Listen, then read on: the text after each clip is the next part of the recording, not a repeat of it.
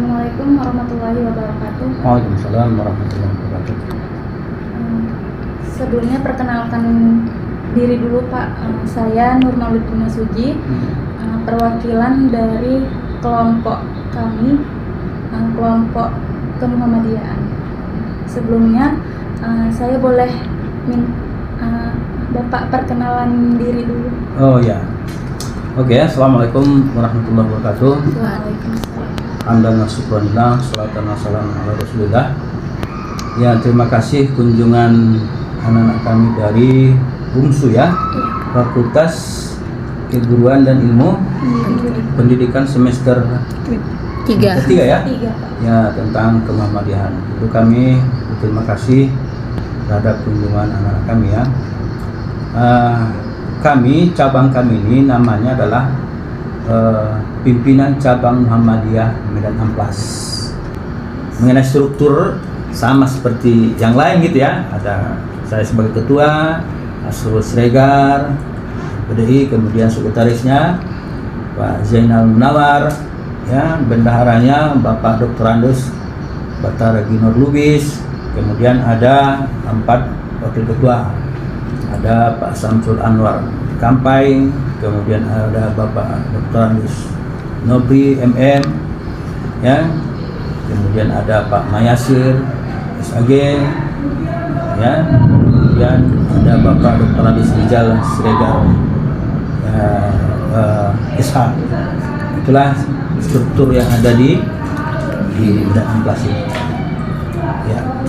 Kami lahir dari pimpinan cabang Muhammadiyah Teladan, gitu ya. Ya, kemudian karena berkembangnya ranting ketika itu, karena ada aturan di perserikatan kita, ketika ranting itu sudah melebihi 6 ranting atau 7 ranting, maka cabang itu ada satu kewajiban untuk dimekarkan.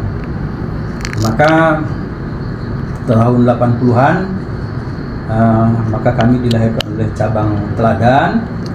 Nama cabang kami ketika itu adalah Cabang Muhammadiyah Teladan 1, karena yang melahirkan itu teladan gitu ya, teladan, ya. Maka cabang Teladan 1 ini ketika itu membawahi beberapa ranting, termasuk barangkali ketika itu yang sekarang Medan Johor, itu dulu masuk cabang Teladan 1 ya. Kemudian bercerita tentang cabang ini karena ada semacam instruksi ketika itu dari daerah dan juga dari wilayah barangkali, maka cabang itu kalau bisa disesuaikan dengan kecamatan yang ada. Kebetulan kita kecamatan Medan Amplas, maka pada muscap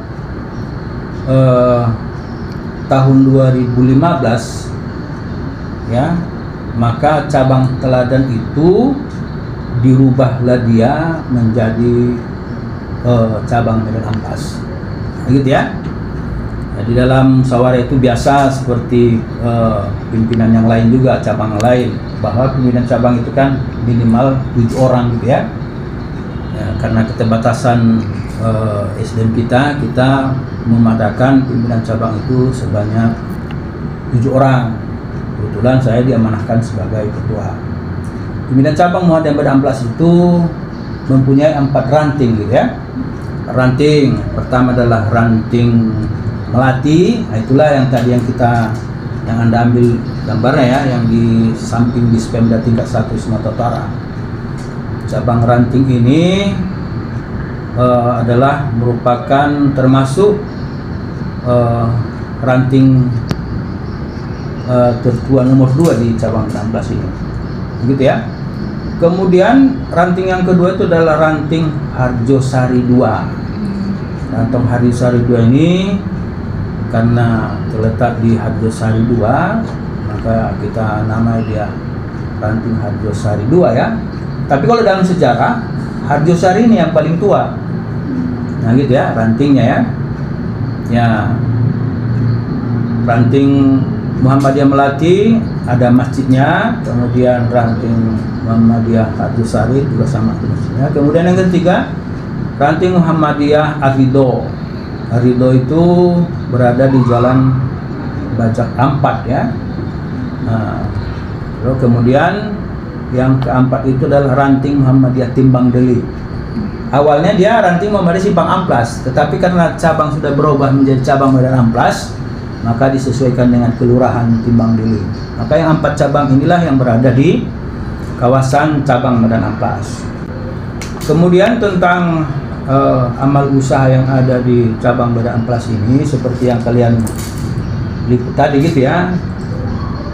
Di cabang Medan Amplas itu kita punya madrasah, walaupun ya punya SD kita gitu ya, tapi madrasah ada. Kemudian kerjasama dengan Asia juga ada TK. Kemudian barangkali tadi yang kalian lihat ya, kantor koperasi ya, kita punya koperasi syariah, usahanya simpan pinjam gitu ya. Kemudian tadi masjid itu ya, di atas masjid dibawa amal usaha ya, gedung dia untuk disewakan ya, termasuk disewakan untuk pesta, kemudian kegiatan-kegiatan pelatihan dan lain sebagainya. Jadi kita jadikan itu jadi amal usaha yang ada di cabang kita ya kan. Kemudian sebelahnya itu ada klinik juga. Klinik itu bersama dengan Asia juga gitu ya. Kemudian seperti yang kalian lihat tadi, ada juga kios-kios di depan masjid kita itu ya. Nah, itu semua amal usaha kita juga itu ya. Ya, itu disewakan kepada anggota kita juga. Ya kan? Kemudian berikutnya amal usaha kita itu ada panti asuhan. Panti asuhan itu yang ada di Jalan Baja Ampat ya, di ranting Ar-Ridho. Panti asuhan itu juga kita ya, dikelola oleh cabang Muhammadiyah Medan Amplas. Kemudian di Ar-Ridho itu ada juga sama, TK-nya juga ada. Kemudian ada juga MDA gitu ya. Kemudian yang keempat ya, yang keempat itu ranting Timbang Deli, sama juga ada masjid kita di situ. Kemudian di Timbang Deli ini, karena kebetulan ketua rantingnya itu adalah bapak itu kepala dinas perpustakaan Sumatera Utara, ya di bawahnya itu ada perpustakaan dibuat itu, ya, cantik dia. Itulah tentang amal usaha yang ada di cabang Medan Amplas. Banyak ya kan Pak tadi amal usaha yang sudah didirikan oleh Muhammadiyah cabang Medan Amplas Ya. Pak.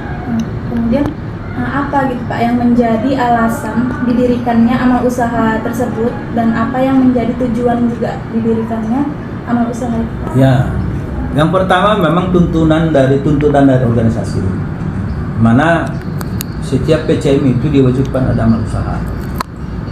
Tentu kalau madrasah itu udah umum lah gitu ya. Kemudian tempat kita itu ada panti asuhan. Nah, ini juga sesuai dengan yang diamalkan oleh Ahmad Dahlan ya, bagaimana membina dan mendidik sekaligus bertanggungjawabkan tentang anak-anak yatim yang ada di tidak hanya di daerah kita. Jadi panti asuhan kita itu kita dirikan untuk menyahuti apa yang ada di masyarakat ya, termasuk untuk mengayomi atau mendidik anak-anak yang tidak sanggup sekolah.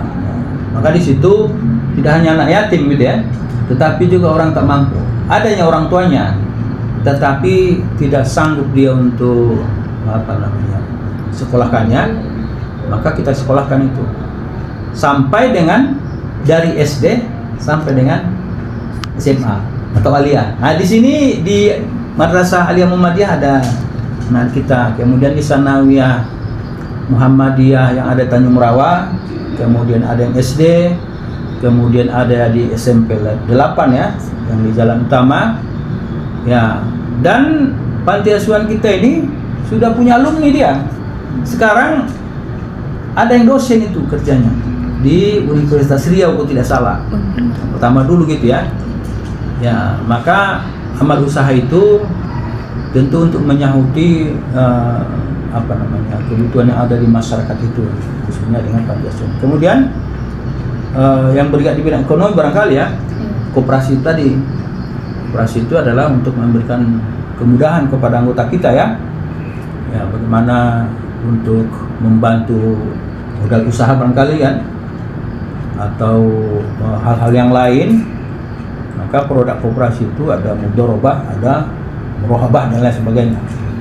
Kira-kira ya. Ya. Nah, pertanyaan selanjutnya, Pak. Bagaimana proses pendirian dari amal usaha tersebut, Pak? Sebenarnya proses pendiriannya itu sama seperti yang lain ya sebenarnya kan.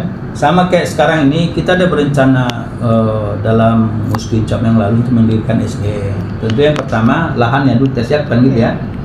Kemudian karena amal usaha itu harus ada izin, tentu izinnya kita urus dulu dengan baik gitu ya sampai keluar izin.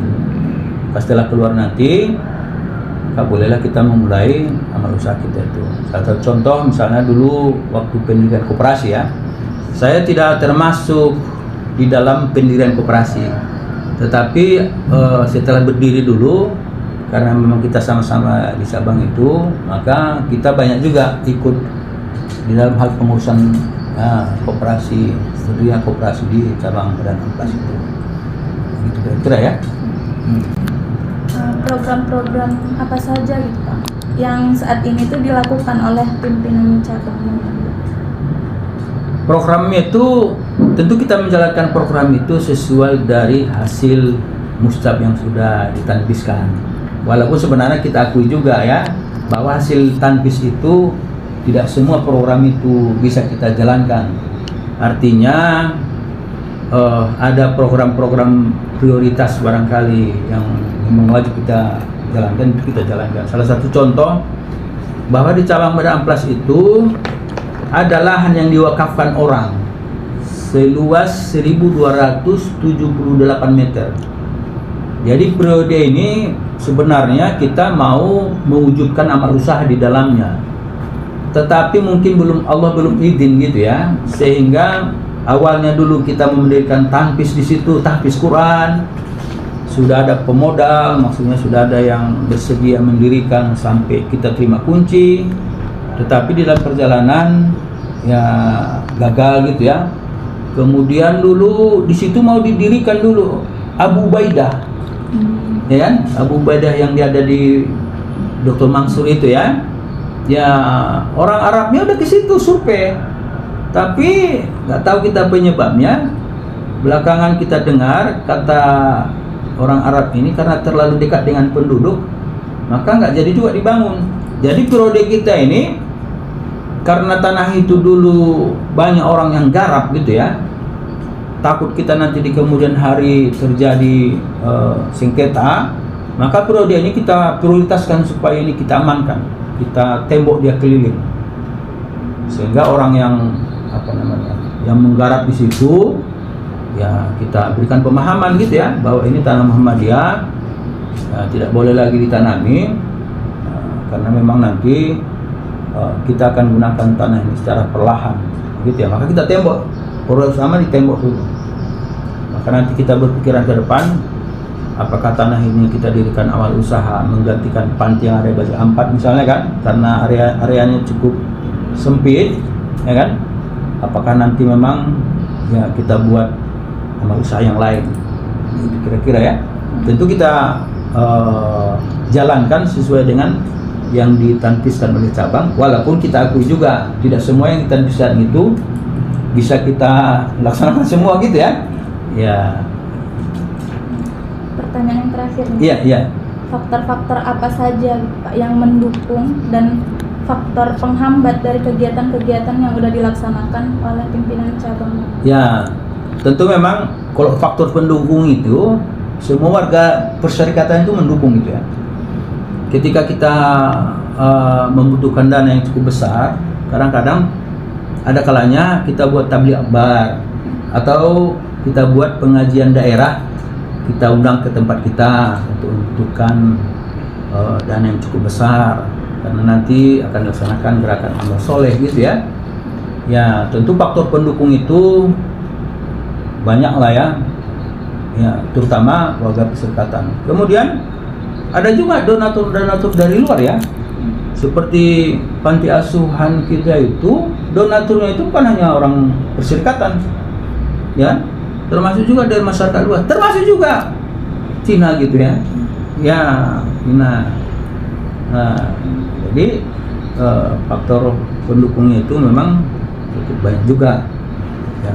Kemudian faktor-faktor penghambat gitu kira-kira ya. Saya rasa biasalah kok di masyarakat ini ya. Muhammadiyah ini kan masih ada yang beranggapan bahwa Muhammadiyah itu membawa pemahaman yang beda di masyarakat. Tentu hambatannya sudah pasti gitu ya. Karena Muhammadiyah katakanlah tidak ada pemahaman misalnya orang meninggal tahlilan dan sebagainya ya. Maka tentu penghambatnya itu salah satunya itu tadi, karena pemahaman Muhammadiyah khususnya di dalam ibadah barangkali berbeda dengan yang lain. Kadang-kadang masyarakat itu menganggap Muhammadiyah itu eksklusif gitu ya, padahal tidak. Itulah gunanya kalian ini ya, bagaimana memperkenalkan ke masyarakat itu bahwa Muhammadiyah itu enak gitu ya, Muhammadiyah itu nyaman di dalamnya. Nah, itu yang perlu Anda jelaskan ya. Walaupun Anda semua mungkin barangkali bukan orang Muhammadiyah gitu ya, tapi itulah tugas yang diberikan kepada Anda. Ya, kira-kira gitu. Ya, close. Sekian Pak, mungkin itu aja yang dapat saya tanyakan mengenai Muhammadiyah di pimpinan cabang Medan Amplas. Ya, oke, terima kasih juga kepada kalian semua ya. Ya, mudah-mudahan apa yang kalian buat ini bermanfaat. Ya, bermanfaat khususnya kepada diri kalian juga ya kan, baru nanti ya kepada orang lain, supaya memperkenalkan Muhammadiyah itu terhadap masyarakat luas, bahwa Muhammadiyah itu ya enak di dalamnya gitu ya. Tidak ada program di Muhammadiyah itu yang menzolimi orang, tapi semua ya sesuai dengan visi Nabi ya, rahmatan lil alamin. Mungkin aja. Oke, assalamualaikum warahmatullahi wabarakatuh. Waalaikumsalam.